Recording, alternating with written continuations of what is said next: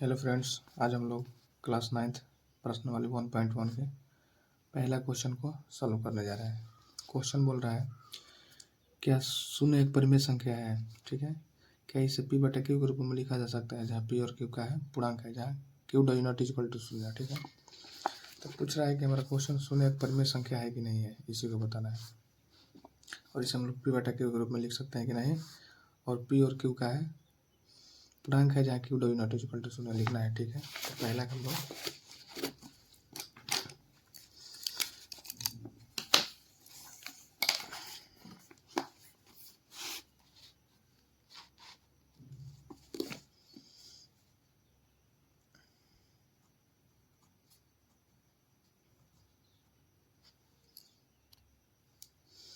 लिखना है शून्य हो गया, तो इसके बटा में हम लोग एक दे सकते हैं। ठीक है। तो पहला इसको देखिए, पी और क्यू यहाँ पर बोल रहा है कि क्यू जो हमारा होना चाहिए, क्यू हमारा शून्य के बराबर नहीं होना था। क्यू यहाँ पर का है शून्य के बराबर नहीं है, तो इसलिए यहाँ पर लिख देंगे Q does not equal to शून्य। ठीक है। लिखेंगे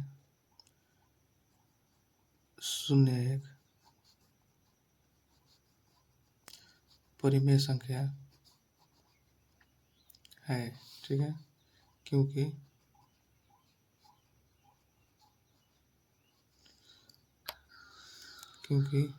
हम इसे पी बटा क्यू के रूप में लिख सकते हैं। ठीक है। जहाँ Q does not equal to शून्य है। ठीक है। यही हमारा आंसर होगा। तो इसके बाद आगे देखते हैं दूसरा बोल रहा है 3 और 4 के बीच में 6 परिमेय संख्या लिखना है।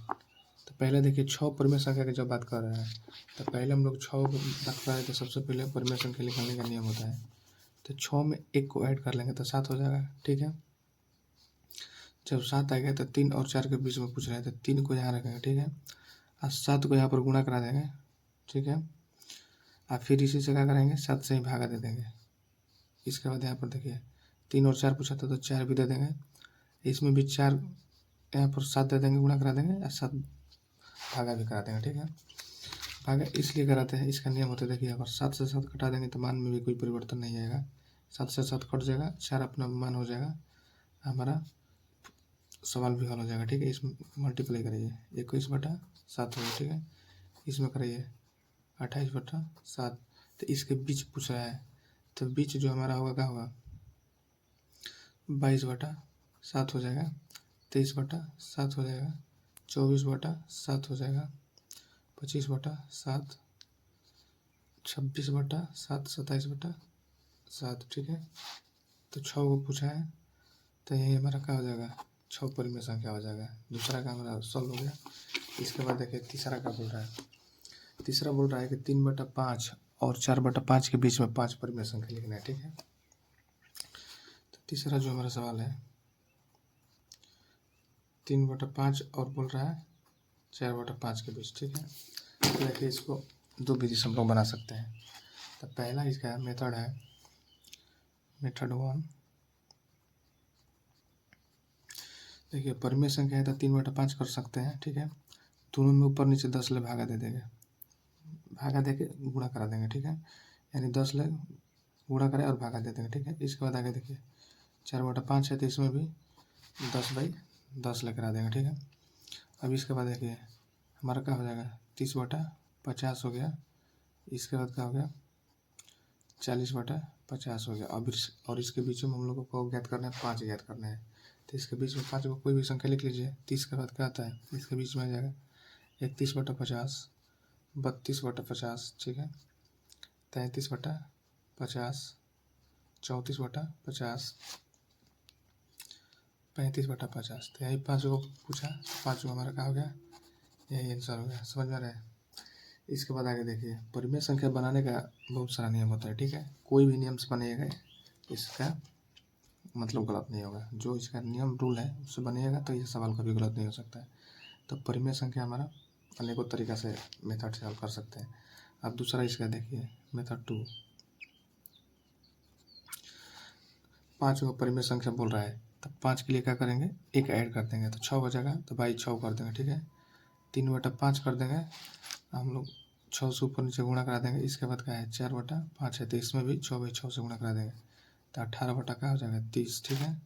इसके बाद देखिए 24/30 हो जाएगा। अब इसके बीच में 5 को निकाल लीजिए, तो 19/30 हो जाएगा, 20/30 हो गया, 21/30, 22/30, हमारा हो जाएगा 23/30, यही आंसर हो गया।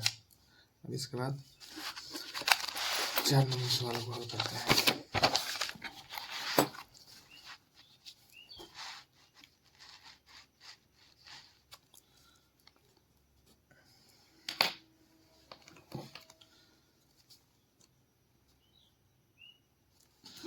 चार नंबर सवाल में बोल रहे हैं,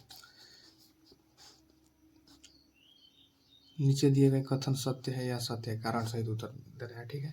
तो पहला जो इसका क्वेश्चन है, पूछ रहा है कि प्रत्येक प्राकृतिक संख्या, ठीक है, प्रत्येक प्राकृतिक संख्या एक पूर्ण संख्या होती है, ठीक है। तो पहले बात देखना है, पूछ रहा है पहला क्वेश्चन कि प्रत्येक प्राकृतिक संख्या एक पूर्ण संख्या होती है। तो पहले तो आपको जानना है क्वेश्चन, तो देखिए पूर्ण संख्या हमारा क्या होता है, 1 2 3 4 5 6 7 इत्यादि। तो पूछ रहा है कि प्रत्येक जो पूर्ण संख्या होती है हमारा क्या होती है, प्राकृतिक संख्या होती है। तो देखिए प्राकृतिक संख्या और पूर्ण संख्या हम पहले के जो थ्योरी है उसमें दे दिए हैं, ठीक है। तो उसे प्राकृतिक संख्या हम लोग किसको बोलते हैं, आइए बता भी दे रहे हैं फिर से। गिनती के सारी संख्याओं को क्या बोलते हैं, प्राकृतिक संख्या बोलते हैं। जैसे हो गया 1 2 3 4, आगे जाते रहिए, बढ़ते रहिए। पूर्ण संख्या क्या होता है, जब गिनती की संख्याओं में शून्य शामिल कर दिया जाता है, हमारा क्या हो जाता है, पूर्ण संख्या हो जाता है। तो देखिए पूर्ण संख्या में हमारा क्या आ रहा है, प्राकृतिक संख्या आ जा रहा है, तो पूर्ण संख्या में लिखना है, अतः पूर्ण संख्या में हमारी प्राकृतिक संख्या, देखिए पूर्ण संख्या टोटल हो गया, तो इसमें हमारा प्राकृतिक संख्या का है, शामिल है कि नहीं है, तो लिखना है अतः पूर्ण संख्या में हमारी प्राकृतिक संख्या शामिल होती है, ठीक है। इसलिए सारी प्राकृतिक संख्या पूर्ण संख्या होती है, इसीलिए इसको क्या लिखेंगे, सत्य है, ठीक है। ये हमारा आंसर हो गया। आप देखिए दूसरा बोल रहा है कि प्रत्येक पूर्णांक संख्या एक पूर्ण संख्या होती है नहीं, तो प्रत्येक पूर्णांक, ठीक है, पूर्ण संख्या होती है। देखिए कोई एक पूर्णांक देखिए, तो पूर्णांक हमारा संख्या क्या होता है, जब भी हम लोग पूर्णांक संख्या को हम लोग संख्या रेखा दर्शाते हैं, इसको हम थ्योरी में सारा बता दिया है, लेकिन फिर देख लीजिए, तो इधर हो जाएगा 1 2 3 4 -1 -2 -3 -4। तो प्रत्येक हमारा पूछ रहा है कि पूर्णांक संख्या, तो देखिए हमारा पूर्णांक संख्या हो गया, इसको हम लोग क्या बोलते हैं, नेगेटिव, इसको हम लोग क्या बोलते हैं, पॉजिटिव, ठीक है। तो प्रत्येक पूर्णांक संख्या पूर्ण संख्या, तो इसमें देखिए हमारा पूर्ण संख्या, तो प्रत्येक पूर्णांक संख्या बोल रहा है पूर्ण संख्या, तो पूर्ण संख्या तक केवल हमारा यही होगा, 0 से स्टार्ट होगा तो यही तक पूर्ण संख्या होगा, ये पूर्ण संख्या हो गया। तो बाकी ई कहाँ गया, तो खत्म हो गया। तो प्रत्येक की बात कर रहे हैं ना, प्रत्येक जो हमारा है पूर्णांक संख्या एक पूर्ण संख्या होती है कि नहीं, तो जब हमारा प्रत्येक की बात कर रहा है तो ई कहाँ गया, खत्म हो गया, तो इसीलिए क्या हो जाएगा, ये असत्य होगा, क्या होगा, असत्य हो जाएगा, ठीक है। कैसे कि हमारे जो पूर्णांक संख्या है उसमें माइनस भी होता है और प्लस भी होता है, इसीलिए क्या है, यह सत्य हो जाएगा, ठीक है। इसके बाद आ गया ये तीसरा, इसको लिख लीजिएगा कि पूर्णांक संख्या में धनात्मक और ऋणात्मक चिन्ह दोनों होता है, इसीलिए क्या है, प्रत्येक पूर्णांक संख्या पूर्ण संख्या नहीं है, ठीक है। इसके बाद आगे देखिए तीसरा क्वेश्चन पूछ रहा है कि प्रत्येक परिमेय संख्या एक पूर्ण संख्या होती है, प्रत्येक परिमेय संख्या एक पूर्ण संख्या होती है, आगे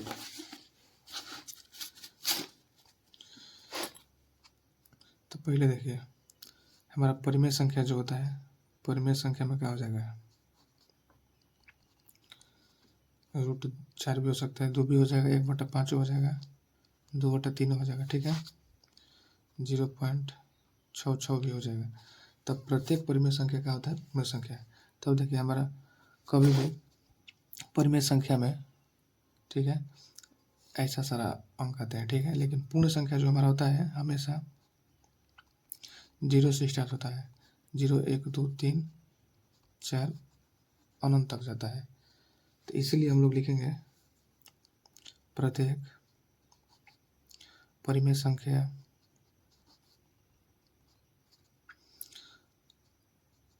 पूर्ण संख्या नहीं हो सकती है, ठीक है,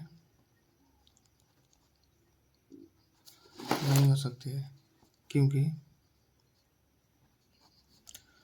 परिमेय संख्या p/q के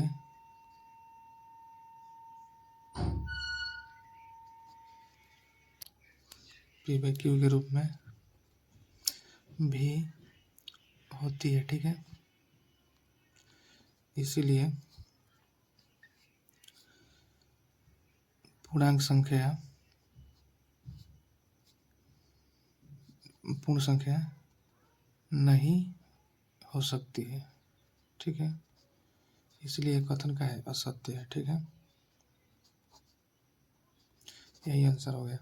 कैसे कि देखिए पूर्णांक संख्या में से 0 1 2 3 4 5 होता है, लेकिन है कभी भी अगर इसमें दशमलव में नहीं आता है, ठीक है, नहीं इस फॉर्म में आता है, नहीं इस फॉर्म में आता है। जब भी आएगा हमारा 0 1 2 3 4 5 6 7 8 इसी का फॉर्म में आता है। इसीलिए क्या होगा? प्रत्येक परिमेय संख्या पूर्णांक संख्या नहीं होगा। तो हमारा कथन का है असत्य हो गया। बस ये चैप्टर इतना ही है, खत्म हो गया। इसके बाद हम लोग 1.2 को स्टार्ट करेंगे।